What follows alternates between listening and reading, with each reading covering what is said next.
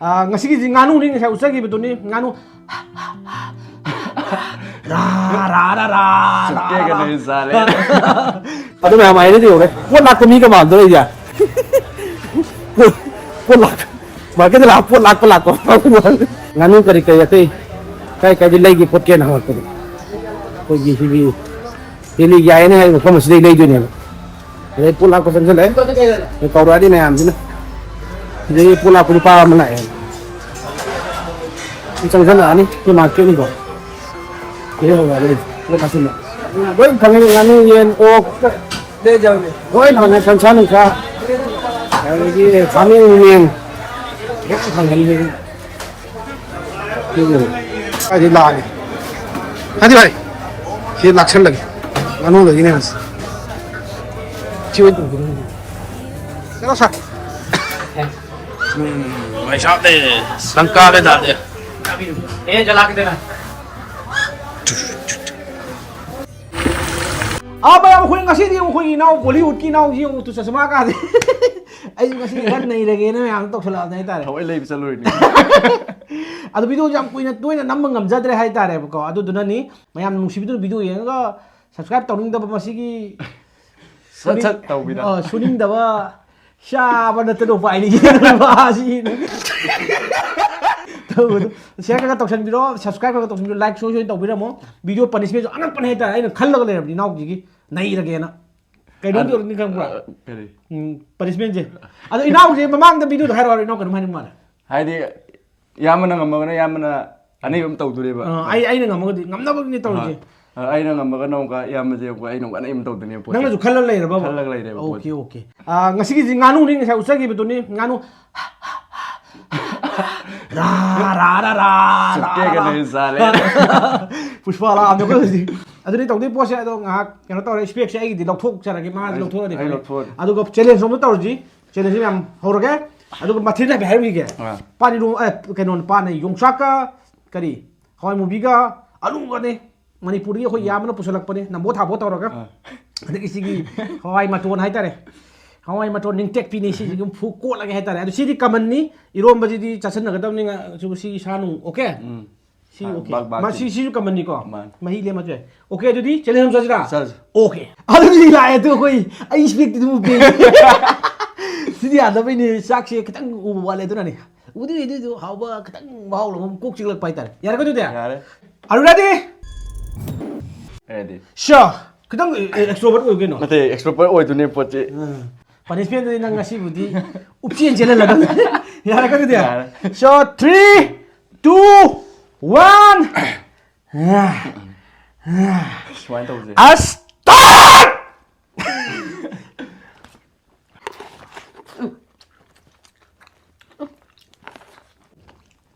Không có lâu chăn ni đấy.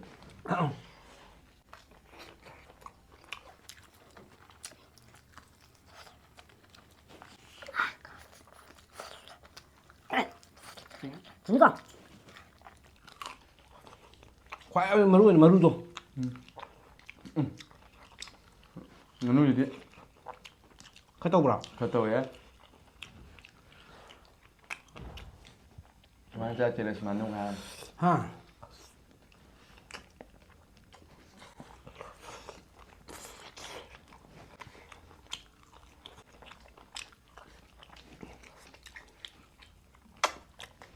Maru jina makada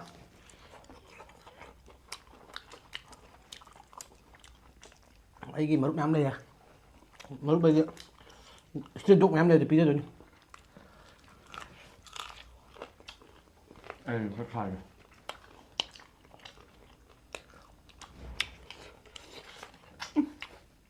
không ai mà tuôn cả dùng chắc đấy rồi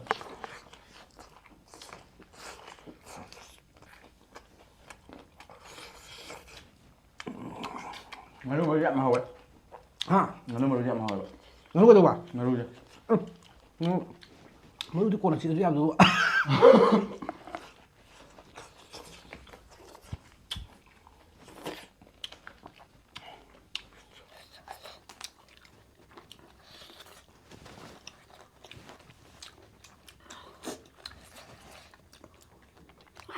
คุณต้องเล่าเลยก่อนที่เราบอกกันตัวนั่นจ้ะทางวันนี้ลูกกันกูไปเลยเต้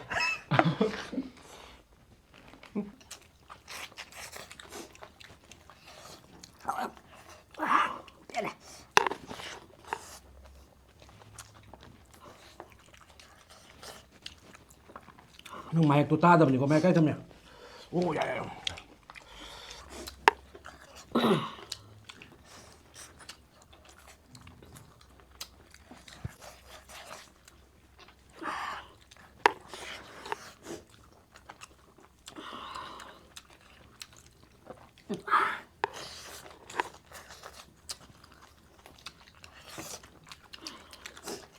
นี่รู้สึกยังไงชนะแต่เงินตังค์แล้วปะงั้นมันนิ่ง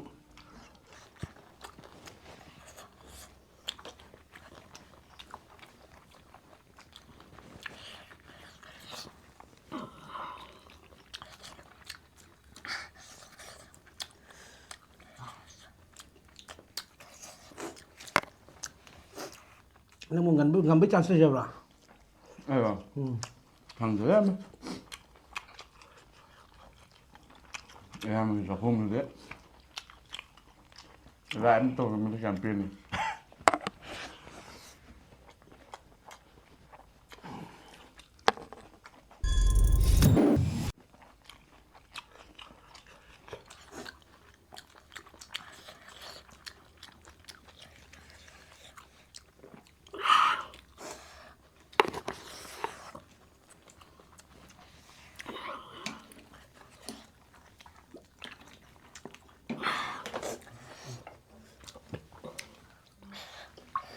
ว่าเอง mang đi chả bàn rồi ha chắc em chắc mình đi chả bàn gần sắp bàn giờ gì tụi này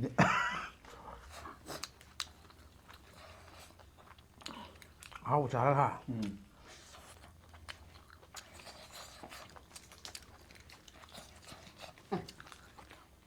ว่าเลยด่าเพื่อนใช้จังหวัดท่าดำนะ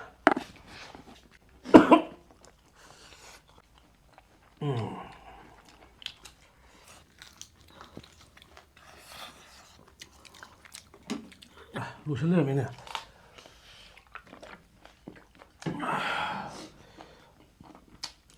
ra được chưa ไอ้นู่นนั่นเห็นแล้วว่าคำเดียวในย่างเนี่ย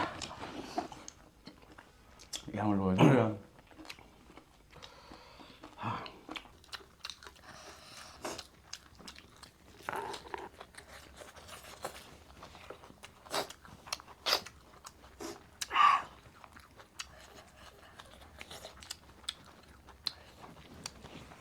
cylinder này ngon chưa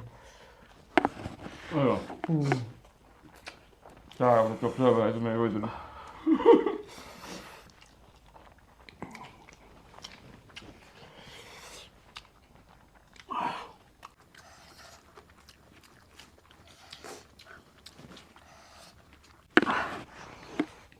Một cục này đi thế. một cục luôn nhau mà bà. Ngon một cục đẹp là.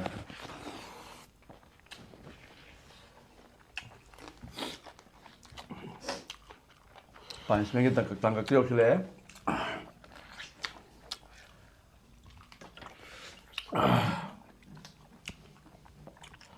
Saya upaya lagi deh.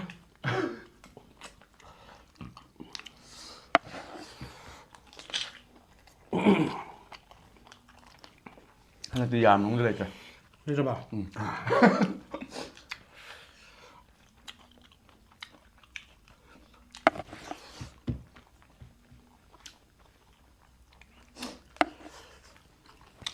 Nó luôn rồi bà. Sao mà trông sao đẹp lắm.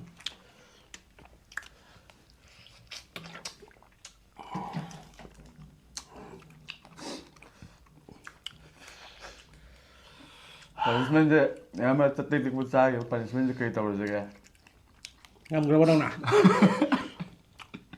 Ngomong kena ngam ya? Ya menurut dia declare tau lah. Untuk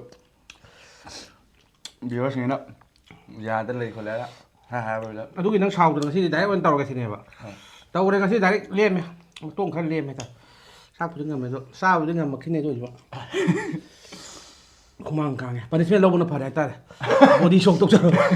Tôi đi punishment tàu thế nào?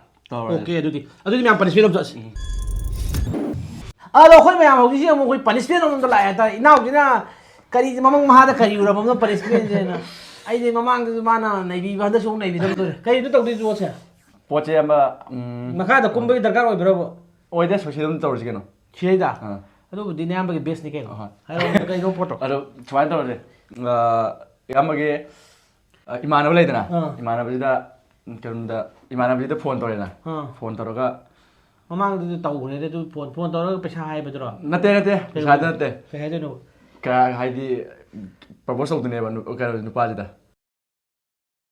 nupa da propose tawdune I love you hai ba mana answer phangdribo mana answer piraktribo ka hai dune ba answer di piro yaro ka I love you di ba no ma ra adu pidribo hai dune tingang da matu munau nang phone tawra nang hai na clear da di tu yen adu ne nang taw ngi post hoi okay adu myam yenga je kamai taw ko nai da si ya ju adu kara bi ma na taw je khali ni ne nang post lu di lu yen nang ni ja bera ka ba phone ni adu sum entertainment da info mo ja hai tare ko info mo ra ga ta sum myam nung na ba taw jar ni ama ta khan bi kan hai tare myam ju entertain di oi tok di ma le post adu imanab du ai kaina braham di soi dre masi yar roi noi na ba khulai boi le re mera di pare de phone tor di phone am da phone am da pare pare di tawra ke ko tu imanab si kana taw ji khali number am ta thi ge na ba khalu khan nuai da ya la ka ta khal khali ni kana taw ji ge pera kana to na tra di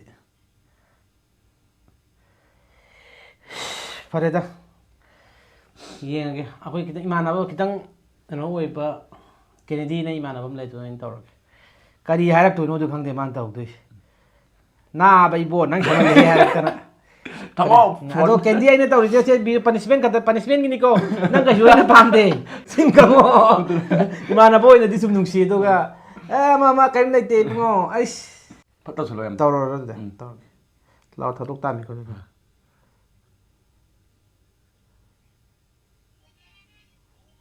sis mai ding kon de Kennedy à? Hao, tao đâu bà? Nhiều quá ngoài thì cái đâu đi kia? Ayo. Ha. Kalau sini mini nih. Cái gì này? Cả rồi xem. Nang cái này anh là khăn liu khăn gì cái nang na lâu rồi mình bớt condition gì cái nào? Kali no hello. Kennedy, anh nang tham môi xem là nung xí Kennedy.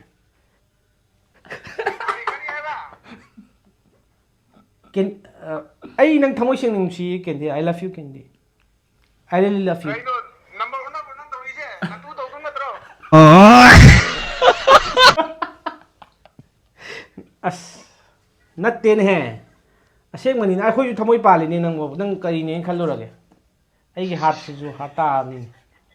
Ay nang ngai nong da phongdok ngam da leiram bal ne ba dun ne. Ngasi di ay je phongdok ge ngasi di kha tawra. Ay no. Kana yung dagan wala ta wala ya. Kailan ka giyo? Kariya. Ngasi yung kailan ka ge? Inhang budi kano chae ai di nongoda Kennedy ko budi da Kennedy na ko rage na tawri ni nang duma hara kanu yami kai ji mai ji thum nei ti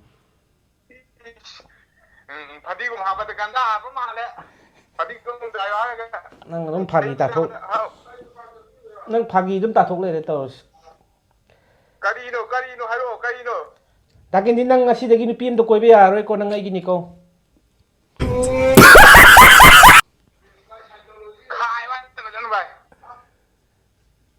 khai ba te ne aseng mo ni nei hai de bai aseng bai nei nang jin nung sirak ba kui ra bani nei gi thamoi ji nang la sarak pai phong dok ngam to imana bani na kamai phong dok si ge na khan ba da ko Look to pumadi look.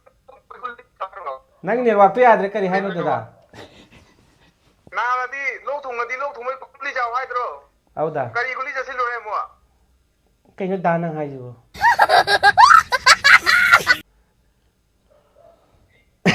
Ya mang boy. ngồi gì Putih. bực đi pagi tông nè ta bro Oh. ꯐꯥꯒꯤ ꯇꯧꯅꯤ ꯀꯩꯗꯧꯔꯦ ꯑꯩ video ꯅꯝꯕꯗꯩꯗ ꯑꯉꯥꯡ ꯑꯃꯒ challenge ꯇꯧꯕ ꯑꯗꯩꯗ ꯑꯉꯥꯡꯗꯨꯅ punishment ꯄꯤꯔꯛꯏꯅꯦ ꯑꯗꯨꯃꯥꯏꯅ ꯍꯥꯏꯌꯣ ꯃꯌꯥꯝ ꯅꯣꯛꯅꯅꯕ ꯇꯧꯁꯦꯅ ꯑꯩꯁꯨ ꯑꯩ ꯑꯁꯦꯡꯕꯗ ꯅꯪ ꯄꯥꯝꯗꯦꯀꯣ ꯅꯨꯡꯁꯤꯗꯦ ꯍꯩꯅꯗꯦ ꯌꯥꯝꯅ ꯐꯥꯒꯤ ꯇꯧꯅꯤ ꯑꯩꯗꯤ ꯕꯤꯜꯗꯤꯡ ꯑꯋꯥꯡꯕ ꯊꯤꯔꯣ ꯆꯣꯡꯊꯔꯣ ꯍꯥꯏꯒꯦ ꯇꯧꯅꯤ 이만하고 있는 분이 눅시 누나 따라 마마 나히 ꯅꯠꯇꯦ ꯇꯨ ꯈꯌꯥꯎ ꯆꯣꯡꯉꯦ ꯀꯌꯥꯗ ꯃꯔꯦ fare fare bai adudi amuk kona taurage video ki sum namam mani fare fare 오케이 오케이 thamo tham ai phone ju yadre taw number chatre mu okay machine inau ni nai ni pura hat ne ꯕꯤꯜꯗꯤꯡꯗꯤ ꯆꯣꯡꯊꯔꯣ horen man video nami aja khara ngang tin khara nai rani khange adu ate ya parisi pera ba punishment ꯄꯦꯜꯂꯦ building ꯆꯣꯡꯊꯔꯣ ꯍꯥꯏꯕꯗꯨꯅ ꯄꯦꯜꯂꯦ video sum daru gi jai adu bi video nungai bi like social to sen biro mo nungai te mathang to honing punishment ju mai biro adu ga 300k yawla 300k so ya hola je adu inau Instagram link tu ju ai description da apsaram ke so check to biu follow to sen biro mo adu Hollywood ki pose kamaina lege ha du check to ya na ta bahubali wala ramado adu nyam masi kanya jrina Kanya. adu ngasi ki ni kanya si myam kamai fang na Yai fare. yai fare